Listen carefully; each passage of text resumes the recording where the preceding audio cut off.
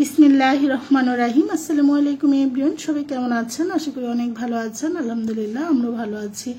আজ আপনাদের মাঝে আরেকটি রেসিপি শেয়ার করার জন্য চলে এসেছি বাইদা বাইমি দিনাস কুকিং হোম থেকে সবাইকে অনেক স্বাগতম জানাচ্ছি। আজকে আপনাদেরকে তৈরি করে দেখাবো আস্ত রসুন দিয়ে লেয়ার মুরগির কষা। এটা খেতে অনেক ভালো লাগে। এটা দেশীয় মুরগির মতোই এই চিকেনটা। এটা যদি এটা লাল ডিম পাড়া মুরগি আর কি, সেজন্য এটাকে লেয়ার মুরগি বলে আর কি। এটা খেতে অনেক ভালো লাগে। আপনার চাইলে এটা আলু দিয়ে যে কোনো ধরনের সবজি দিয়েও খেতে এটা ভালো লাগে। তবে আজকে আমি আস্ত রসুন দিয়ে লেয়ার মুরগির এই কষাটা আমি আমার মতো করে রান্না করে আপনাদেরকে দেখাচ্ছি। আশা করি পাশে থেকে পরিবারের সবাইকে নিয়ে আজকের এই সুস্বাদু রেসিপিটি পরিবার পরিজন নিয়ে উপভোগ করবেন। চলে যাচ্ছি রেসিপিটির মূল পর্বে। কোনো রকম ভুলকুটি হলে ক্ষমা সুন্দর দৃষ্টিতে রাখবেন। চুলায় আমি একটা ফ্রাইং প্যান বসিয়ে দিয়েছি, দিয়ে দিচ্ছি পরিমাণ মতন সয়াবিন তেল। যেহেতু লেয়ার মুরগি এটার মধ্যে কিন্তু তেল থাকে, সেজন্য আমি তেলের পরিমাণটা একটু কম দিব। এখন দিয়ে দিচ্ছি, আর যারা সরিষার তেল খেতে পছন্দ করেন আপনারা সরিষার তেলটা অ্যাড করবেন। এখানে আমি হাফ কাপ পেঁয়াজ কুচানো দিয়ে দিচ্ছি। আপনারা মাংসের পরিমাণ বুঝে অ্যাড করতে পারেন। যেহেতু আমার 2 কেজির মুরগিটা ছিল, সেজন্য আমি এখানে হাফ কেজি এখানে দিয়েছিল, হাফ কাপ এখানে দিয়েছি পেঁয়াজটা। আর পেঁয়াজটাকে জাস্ট একটু নরম করে 2-3 মিনিট একটু ভেজে নিয়েছি। আর দিয়ে দিয়েছি এখন রসুন বাটা। আপনার চাইলে পেঁয়াজ বাটাটা দিয়েও রান্না করতে পারেন। এখানে 1.5 চামচ দিয়েছি হলো রসুন বাটা, 1.5 চামচ আদা বাটা। আর এখন আপনার পছন্দ অনুযায়ী মশলাটা পরিমাণ যে যেরকম খেতে পছন্দ করেন সেরকমভাবে মশলার পরিমাণটা বাড়ি কমিয়ে অ্যাড করে নেবেন। কাঁচা মশলাটাকে আদা রসুনটাকে আমি ভালো করে একটু 2-1 মিনিটের মতন ভেজে নিয়েছি। এখানে 1.5 চামচ হলুদের গুঁড়া, 1.5 চামচ লাল মরিচের গুঁড়া, আর দিচ্ছিল 2 চামচ এখানে মাংসের মশলা, স্বাদ অনুযায়ী লবণ, 3-4টি তেজপাতা। এই মাংসের মশলাটা সব কিছু আছে, সেজন্য আমি আস্ত গরম মশলা অ্যাড করলাম না। এটা আমার হাতে তৈরি কথা। পরিমাণ মতন পানি দিয়ে এখন আমি মশলাটাকে 6-7 মিনিটের মতন ভালো করে ঢাকনা দিয়ে ঢেকে মিডিয়াম টু হাই ফ্লেমে কষিয়ে নিব। মশলাটা কিন্তু আমার কষানো হয়ে আসছে, যে দেখুন তেলটা মশলাটার উপরে অলরেডি চলে এসেছে। তো এখন আমি দিব হলো মাংসগুলো। এখানে মুরগির মাংসটা দিয়ে দিচ্ছি।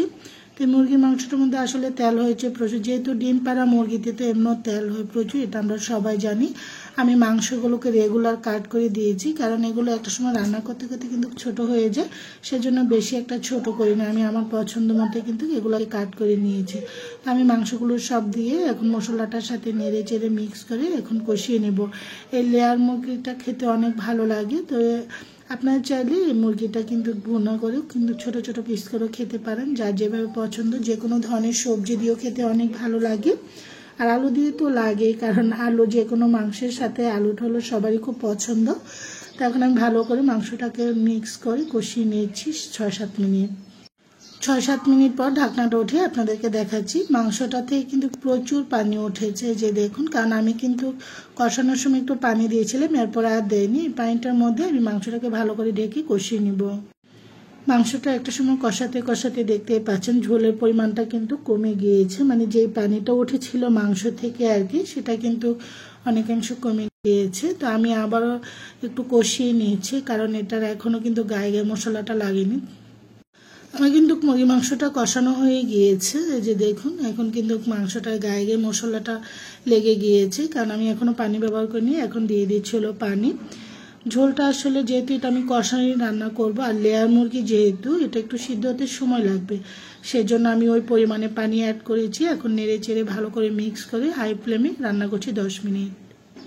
10 মিনিট পর আবারও ঢাকনাটা একটু উঠিয়ে আমি মাংসটাকে একটু নাড়াচাড়া করছি, যেন মশলাটা যেন নিচে দলা পাকিয়ে না থাকে, তা নাহলে মশলাটা পুড়ে যাবে, সেজন্য। তো মাংসটা সিদ্ধ হতে থাকুক, সেজন্য আমি নাড়িয়ে দিয়েছি। এখন দিয়ে দিয়েছি প্রায় 5-6টি আস্ত রসুন, দেশীয় রসুন। আপনারা চাইলে বড় রসুনটা ইন্ডিয়ানটা ব্যবহার করতে পারেন। তো আমি দেশীয় আস্ত নতুন রসুনটা ইউজ করলাম। এখন নেড়ে চেড়ে দিচ্ছি আবারও ঢেকে। ঢাকনাটা উঠিয়ে আপনাদেরকে দেখাচ্ছি মাংস থেকে কিন্তু ঝোলটা আস্তে আস্তে কমে আসছে, আর খুব সুন্দর গন্ধ বের হচ্ছে। আসলে যে কোনো ধরনের হাতের মশলার কিন্তু ফ্লেভার কিন্তু কোনো রকম, এটা আমরা কিন্তু কম বেশি সবাই জানি। আমি আবারও নেড়ে চেড়ে দিচ্ছি। আপনারা চাইলে 2-1টা আলু দিতে পারেন যদি আলুটা খেতে পছন্দ করেন। আজকে আর আমরা আলুটা দিলাম না, আস্ত রসুনটা দিয়ে আজকে লেয়ার মুরগি কষানোটা রান্না করে আপনাদের দেখাচ্ছি। আস্ত রসুন দিয়ে কিন্তু লেয়ার চিকেনটা আমার রান্না হয়ে গিয়েছে। তো এখন আমি 5-6টি কাঁচামরিচ দিচ্ছি যা সুন্দর ফ্লেভার বের হওয়ার জন্য। আর এখন দিয়ে দিচ্ছি 1 চামচ টালা জিরার গুঁড়া এবং মেথি। এটা আমার হাতে তৈরি করে আমি একসাথে ব্লেন্ড করে নিয়েছি, এতে করে খুবই সুন্দর একটা গন্ধ বের হয়। আপনার চাইলে 5 ফোড়নের গুঁড়া প্রায় উঠানো 2-1 মিনিট আগে বা গরম মশলার গুঁড়াটাও দিতে পারেন বা টালা জিরার গুঁড়াটা। তো আমি দুটো মিক্স করে দিচ্ছি। মিক্স করে এখন চুলাটা অফ করে ঢাকনা দিয়ে ঢেকে চুলা থেকে নামিয়ে রাখবো 5 মিনিট।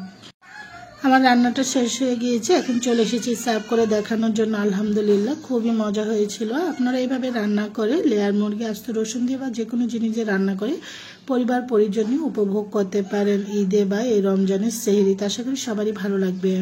খুবই সুস্বাদু এবং লোভনীয় আস্ত রসুন দিয়ে লেয়ার মুরগির কষা। আশা করি সবারই ভালো লাগবে। আপনারা এটা প্লেন ভাত, পোলাও, রুটি, পরোটা, নান, রুটি, লুচি এগুলোর সাথে উপভোগ করতে পারেন ইফতারে বা সেহরিতেও কিন্তু নর্মাল ভাত দিয়ে মানে সাদা ভাত দিয়ে উপভোগ করতে পারেন। আশা করি সবারই ভালো লাগবে। আজ এই পর্যন্তই ছিল। সবাই ভালো থাকেন, সুস্থ থাকেন। আল্লাহ হাফিজ।